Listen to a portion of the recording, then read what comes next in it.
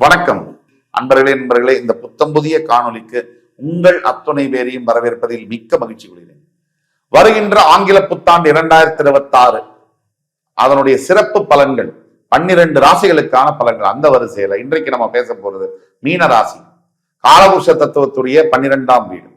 வருகின்ற ஆங்கில புத்தாண்டுல 2 பெரிய கிரக மாற்றங்கள் இருக்கு. ஒன்று சனி பயிற்சி, மற்றொன்று குரு பயிற்சி. இந்த சனி பயிற்சியானது வாக்கிய பஞ்சாங்கப்படி கும்பராசியிலிருந்து மீனராசிக்கு சரியாக மார்ச் 6ஆம் தேதி சனி பகவான் பயிற்சி அடைவார். அதே மாதிரி ஜூன் 2ஆம் தேதி மிதுன ராசியிலிருந்து கடகராசிக்கு குரு பகவான் பயிற்சி ஆவார். இந்த 2 கிரக மாற்றங்கள் ஒவ்வொரு மனிதனுடைய வாழ்க்கையிலும் பல பெரிய மாற்றங்களை ஏற்படுத்தியே தீரும். அந்த வகையில் இன்றைக்கு வருவது மீனம். காலபுருஷ தத்துவத்துக்கு 12ஆம் வீடு. இப்ப போய் மீனராசிக்காரங்கள்ட்ட கேட்டீங்கன்னா 7 சனி ஆரம்பிச்சு 2.5 வருஷம் ஆகுது. வாக்கிய பஞ்சாங்கப்படி இப்போ மீனராசிக்கு ஜென்ம சனியா வரப்போறாரு. அதாவது அது நடக்கும், இப்படி நடக்கும், இவ்வளவு சூப்பரா இருக்கும், இதெல்லாம் சொன்னாங்க. யாராவது சொன்னாங்கன்னா தயவு செய்து பாசிட்டிவ் அது இது பிலாசபி அப்படின்னு சொல்லி நம்பி போகாதீங்க. உண்மையை உண்மையாக பேச வேண்டும், அதற்கு தைரியம் வேண்டும். சும்மாவே மனசுல பாசிட்டிவ் அது லாஜிக்கலா எந்த ஒரு ரீசனும் இல்லாமலாம் பேசக்கூடாது. 7 சனி ஜென்ம சனினா பிரச்சனையானா பிரச்சனை தான், மாற்று கருத்து இல்லை. அந்த பிரச்சனையை எப்படி அணுக வேண்டும்? சனி பகவானுக்கு ஏன் நம்ம தண்டிக்கணும்? அவருக்கு ஏதாவது வேண்டுதல் என்ன? கிடையவே கிடையாது. சனி பகவானை பொறுத்த வரைக்கும் ஒரு தர்மத்தின் தலைவர், கர்மஸ்தானத்துக்கு அதிபதி. கர்மானா என்ன? கர்மா இஸ் ஈக்குவல் டு செயல், ஆக்ஷன். நீங்கள் செய்த செயல், அதுதான் புண்ணிய கர்மா பாவ கர்மாவாக வருது. நீங்க ஒரு செயலை செய்றீங்க, அதுக்கு ஒரு கான்சிக்வன்ஸ் இருக்குல்ல. நீங்க நல்ல செயலை செய்தால் அதுக்கு ஒரு கான்சிக்வன்ஸ் இருக்கு, ஒரு ரிசல்ட் இருக்கு, ஒரு மதிப்பீடு இருக்கு. அதே மாதிரி தீய செயலை செய்யும் போது அதற்கும் ஒரு கான்சிக்வன்ஸ் இருக்கு, ரிசல்ட் இருக்கு. அப்போ நீங்க எந்த செயலை செய்கிறீர்களோ, கர்மா இஸ் பூமராங்கன்னு ஏன் சொல்றான்? அது மறுபடியும் உங்கள்கிட்டயே வரும். நீங்க செய்யற செயல் தான், அதுதான் கர்மா. அந்த கர்மாவை உங்களுடைய கர்மாக்கு ஏற்றவாரியான பலன்களை தருவதற்காகத்தான் சனி பகவான் உங்கள் ராசிக்கு பிரவேசமாகிறார். சனி பகவானுக்கு பிடிச்ச ராசி பிடிக்காத ராசி அப்படிலாம் கிடையாது. அவர்களுடைய சொந்த ராசியாக இருந்தாலும் கர்மா சரியில்லைன்னா தண்டிப்பார். அவருக்கு ரொம்பவே பிடிக்காத சிம்ம ராசியா இருந்தாலும் கர்மா சரி இருந்ததுன்னா மன்னிச்சு அருள் பாலிப்பார். இதுதான் சனி பகவானுடைய அவருடைய குணாதிசயம் என்பது. அப்ப 7 சனியில ஜென்ம சனியாக வரும்போது முதல்ல என்னெல்லாம் நடக்கும்? சனி பகவானுடைய காரகத்துவம் என்ன? ஒரு முழு பாவகிரகம். சந்திரன் என்பது மைண்ட். இந்த சந்திரனை சனி பிடிச்சிட்டாரு அப்படின்னா அதுதான் ஜென்ம சனின்னு சொல்றோம். அப்படி பிடிச்சா என்ன? மைண்ட் வேலை செய்யாது, தன்னுடைய சுயத்தை இழக்கக்கூடும். நீங்க படிச்ச படிப்பு அது என்ன பெரிய படிப்பா இருந்தாலும் உங்களுடைய ஞானம், உங்களுக்கு அந்த இத்தனை ஆண்டு கால வாழ்க்கையில கிடைச்ச எக்ஸ்பீரியன்ஸ், அனுபவம், அதே மாதிரி உங்களுடைய பதவி, பணம், பேர், புகழ், இதுல எதுவும் ஒரு இன்ச்சு உங்ககிட்ட உங்களை காப்பாற்ற வராது. உங்களை எது காப்பாற்றும்னா நீங்க செஞ்ச குட் டீட்ஸா பேட் டீட்ஸா, நீங்க செஞ்ச டீட்ஸ், நீங்க செஞ்ச கர்மா, நீங்க செய்த செயல்கள், அது மட்டும்தான், அது ஜெனரேட் பண்ண கர்மா மட்டும்தான் உங்களுக்கு துணையாக வரும். துணையாகவோ உங்களை தண்டிக்கவோ. அப்ப சனி பகவானை பொறுத்த வரைக்கும் ஜென்ம சனியாக வரும்போது முதல்ல என்னென்ன விஷயத்துல கவனமாக இருக்கணும்? நைட்டு தூக்கம் வராம இருக்கு, மனசுல ஏதோ ஒரு சஞ்சலம், பயம், தன் அறியாத ஒரு பதட்டம், முடிவெடுக்க முடியாத இது பண்றது, எந்த காரியத்தை எடுத்தாலும் தடை போடுறது, தாமதப்படுத்துறது, இதெல்லாம் ஜென்ம சனியில நடக்கக்கூடிய வாய்ப்புகள் இருக்கு. நாம என்ன செய்யணும்? மீனராசியில நீங்க பிறந்திருக்கீங்களா, உடனடியாக நாளையில இருந்து தியானம் செய்ய ஆரம்பிக்க வேண்டும். தியானம்னா நம்முடைய மனசை ஆத்மாக்கு அவ்வளவு பெரிய சக்தியை கொடுக்கக்கூடியது. தியானத்தை செய்யும் போது வில் பவர் ஏறும். அந்த வில் பவர் சரியா இருக்கும்போது சனி உங்கள்கிட்ட பக்கத்திலேயே வர முடியாது.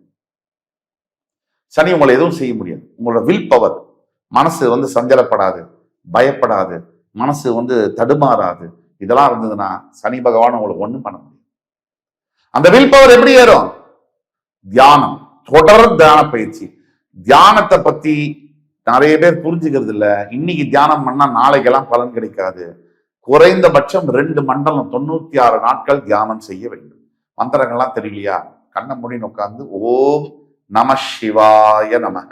இந்த மந்திரத்தை சொன்னாலே போதும். அதாவது ஈஸ்வர பெருமானுக்கு பொறுத்த வரைக்கும் நீங்க அந்த ஆராதனை பண்ணணும், இதை பண்ணணும், இதெல்லாம் இல்லை. எந்த ஆண்டவனே என்ன சொல்றாரு அப்படின்னா, அவருக்கு செய்யக்கூடிய ஆராதனைகள் பூஜைகள்லாம் ஒரு வழிமுறை. ஆனா அதுக்கு மேல உன்னுடைய அன்பு, உன்னுடைய பக்தி, அந்த பக்தியில் இருக்கக்கூடிய டெடிகேஷன், தூய்மை, கமிட்மெண்ட், இதை மட்டும்தான் நான் விரும்புறேங்க. ஆக ஜென்மசனியாக வந்தாலும் அது காலபுருஷ தத்துவத்துக்கு 12ஆம் வீடு. அந்த விதத்துல உங்களுக்கு ஒரு ஆறுதல் உண்டு, ஆறுதல் பரிசு உண்டு. இருந்தாலும் ஜென்மசனியுடைய தாக்குதல்கள் சரியாக வேண்டும் என்றால் நான் சொன்ன மாதிரி ஈஸ்வரனை பற்றி கொள்ள வேண்டும். மார்க்கண்டேயன் 16 வயசுல சாகணுமா? அவர் என்ன பண்ணார்? சிவலிங்கத்தை கட்டி பிடிச்சிட்டாரு. இறைவன் மீது பக்தி. திரௌபதிக்கு புடவையை மானத்தை காப்பாற்ற வந்தாரா இல்லையா கிருஷ்ணன்? இறைவன் ஒவ்வொரு தருணத்திலையும் மக்களை காப்பாற்ற, மகான்களை காப்பாற்ற அவதாரம் எடுத்து வந்தாரா இல்லையா? பல அவதாரங்கள் எடுப்பார். நம் வீட்டிலேயே சனி பகவான் தந்தைக்கு ஒப்பிடப்படுகிறார். ஏன்னா உடனே சனியினை தந்தை அப்படின்னு சொல்லக்கூடாது. அதாவது என்னன்னா, அப்பா தான் ஒரு வீட்டுல எல்லா நல்ல காரியத்தையும் செஞ்சுட்டு கெட்ட பேர் வாங்கிப்பார். சனி பகவான் அப்படிதான் உங்களை பக்குவப்படுத்தி உங்களுக்கு பாடங்களை சொல்லி கொடுத்து உங்களை அடுத்த நிலைக்கு உயர்த்துவார். அப்பதான் உங்களையே நீங்க காப்பாற்றிக்க முடியும். வெறுமனை எடுத்துக்கொண்டு போய் கொடுத்துட்டா அதுக்கு வேல்யூவே இருக்காது. அதை படிப்பை கொடுத்து பரீட்சை வச்சு பாஸ் பண்ணி கொடுத்தா சூப்பர் வேல்யூ. அப்ப ஜென்ம சனியின் போது நீங்க செய்ய வேண்டிய விஷயங்கள் என்ன? தினந்தோறும் உங்க வீட்டு அருகாமையில் இருக்கக்கூடிய நவகிரகத்துக்கு சென்று சனி பகவானை வழிபடுவதும் அர்ச்சனை செய்வதும், முடிஞ்சா குறைந்தபட்சம் சனிக்கிழமை என்று செஞ்சு அர்ச்சனை செய்வதும், தினமும் ஒரு 10-11 சாப்பாடு பொட்டலம் அன்னதானம் செய்வதும். உடனே எனக்கு 10 கோடி வச்சிருக்கேன், நான் 10 பொட்டலம் சாப்பாடு அன்னதானம் பண்றேன்னு சொன்னீங்கன்னா இதுக்காகவே சனி பகவான் ஓவர் டைம் போட்டு அடிப்பாங்க.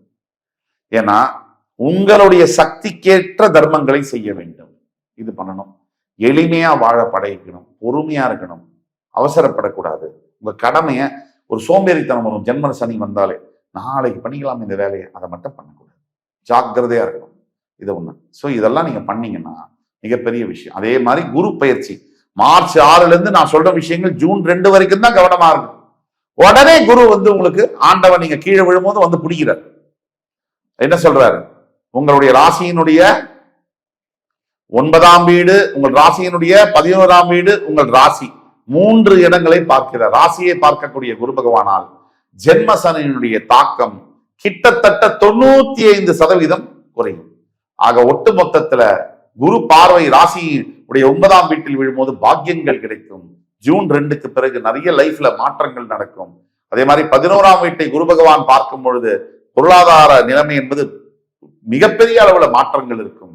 ராசியை குரு பகவான் பார்க்கும் போதுதான் நீங்க ஆண்டவன், இந்த ரஜினிகாந்த் தலைவர் சொல்ற மாதிரிதான், வக்கீல் சார் இந்த பத்திரத்துல நாங்க ஏமாந்து போய் கையெழுத்து போட்டு தோத்துருக்கலாம், ஆனா அந்த ஆண்டவனோட கோர்ட்டுன்னு ஒண்ணு இருக்கு. அந்த கோர்ட்ல இந்த அண்ணாமலைக்கு கண்டிப்பா நியாயம் கிடைக்கும், அது இந்த திருவண்ணாமலை சிவன் மேல சத்தியம்னு சொல்லுவார். அந்த மாதிரி உங்களுக்கு ஆண்டவன் உங்கள் ராசியை பார்க்கும் போது, குரு பகவான் பார்க்கும் போது ஆண்டவன் இறைவனுடைய துணை உங்களுக்கு பரிபூரணமாக இருக்கும். ஜூன் 2க்கு பிறகு வாழ்க்கையில் பல நல்ல மாற்றங்களை எதிர்பார்த்து காத்திருக்கலாம். அன்புமிக்க மீனராசினியர்களே, இந்த எபிசோட்ஸ் உங்களுக்கு பிடிச்சிருக்கும்னு நம்புறேன். அடுத்து வரும் எபிசோட்ஸ்ல மறுபடியும் உங்கள் எல்லோரையும் பார்க்கும் வரை உங்களிடமிருந்து விடைபெறுவது உங்கள் சுபாஷ் பாலகிருஷ்ணன். நன்றி, வணக்கம், வாழ்க வளமுடன்.